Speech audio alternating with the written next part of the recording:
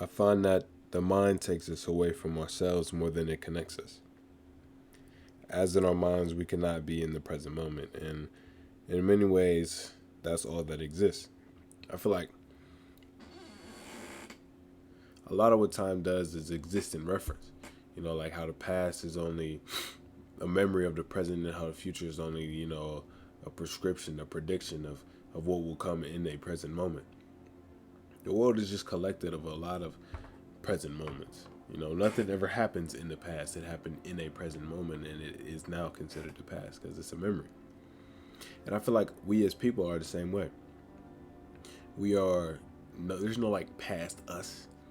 It's always present us, and I feel like that type of dichotomy, that type of connotation, allows us to alter ourselves, and help ourselves change. I feel like it's when people separate, the past, future, present self, it's when they're able to, say one's the one way, and it's not going to change, and, almost forget about what needs to be done. I feel like that's why a lot of mistakes are repeated, because people think they're just over them because they have a memory of it. Like they have a memory of a past self experiencing something, and they think they're over it just because. But I also realize that there's a lot of power to being in the present moment and thinking you're one continuous thing, because that realization, everything's within you now. Like there is no past self to overcome. Everything is within you now. It's all within reach.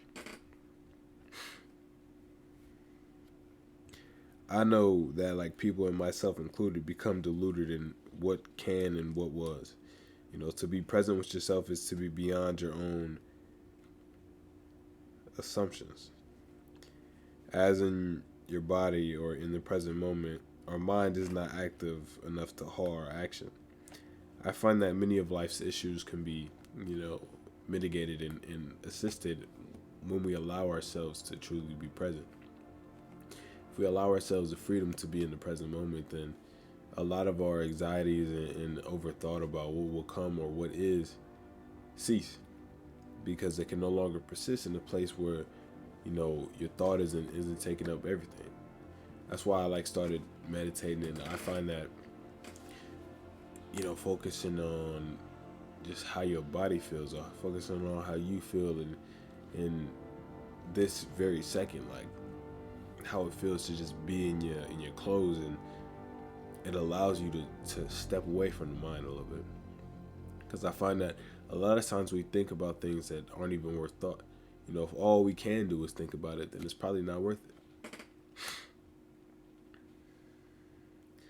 When we choose to be, we are allowed to make our own decisions and truly take the proper steps towards our own aspirations and goals.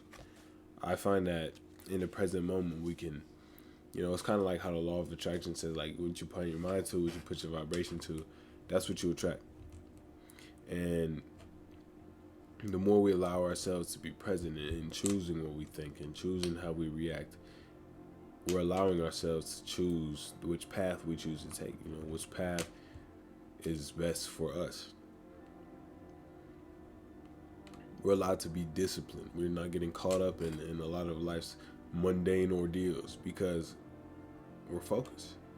And I feel like focus is presentness. It's a habit of presentness. And that's why I feel like many disciplined people are, proprietors of, being present or meditation, because you need to sometimes get on top of your mind in order to get on top of your goals, to get on top of yourself.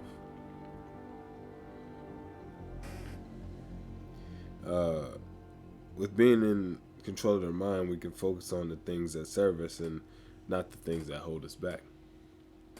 I feel like many of the times we focus on things that don't serve us, things that aren't necessarily beneficial to who we are as people and or our goals and aspirations. And taking a step back from that, or being present of that type of negativity in our own minds, we can choose something more positive and, ultimately choose a better reality for ourselves to live in. I think everybody's living in either the personal heaven or hell, and it's all, a dichotomy chosen by the mind. The world is ugly and beautiful all at the same time, and it's just a matter of your perspective, something you take on it. I think it's easy to always be negative, but if you have the choice to be positive, It's like Pascal's gamble. You know, if you choose to be positive and the world does turn out to be positive, you win. If you choose to be negative, the world turns out to be negative, you still lose. So ultimately, it's a lot better to, you know, come out on top of those things and, you know, realize the power of the present moment.